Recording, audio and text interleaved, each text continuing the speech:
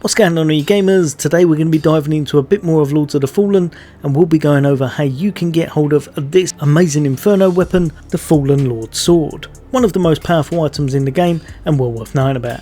So if that interests you, stay tuned. That's coming up next.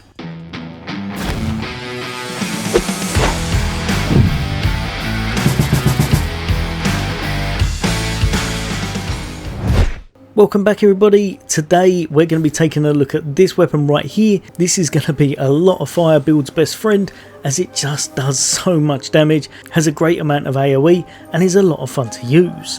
As you can see in the background here, we're going to be tackling some of the enemies and I'll be showing you what it's all about. The main thing about this weapon, it does a nice amount of base damage, but even better than that, it has a very good chance to do this explosive ring whenever you're tackling those enemies. This is because it has so much ignite on it that after one or two hits is going to proc it, dealing a nice amount of extra damage to either a single target or even better, multiple targets.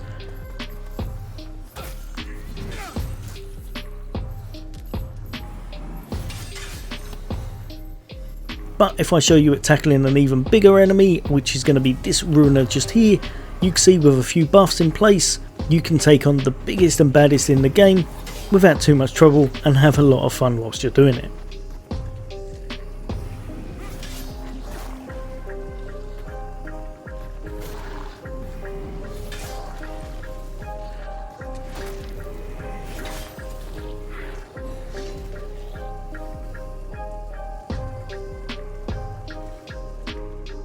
Now, I've upgraded this weapon a little bit, so it is a bit stronger than it was originally, but I'm going to explain why this is just such a powerful weapon for any Inferno build.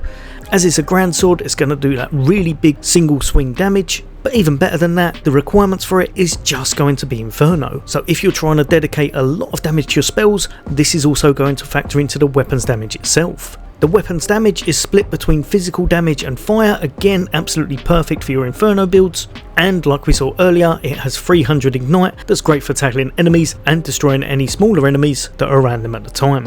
So you've seen what it's all about. Where exactly do you get hold of the Fallen Lord Sword? You're going to have to have made it to Lower Calroth, and you're going to want to go to the vestige point just here, vestige of Lydia the Nun Witch. From there, just jump off this ledge and then make your way down,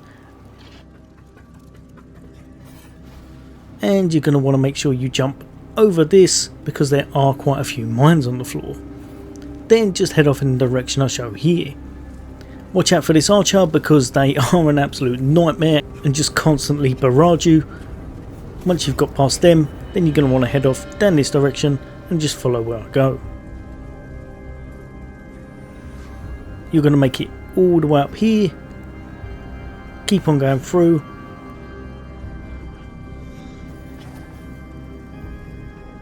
Then you'll make it up onto these houses, wrap around a little bit, and then you're going to see a ladder.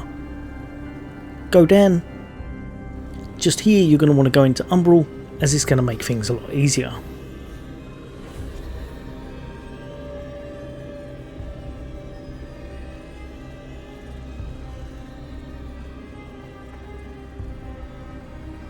Now, because you're in Umbral, you can make it straight through here, whereas originally it was completely ablaze and there was a massive fire there.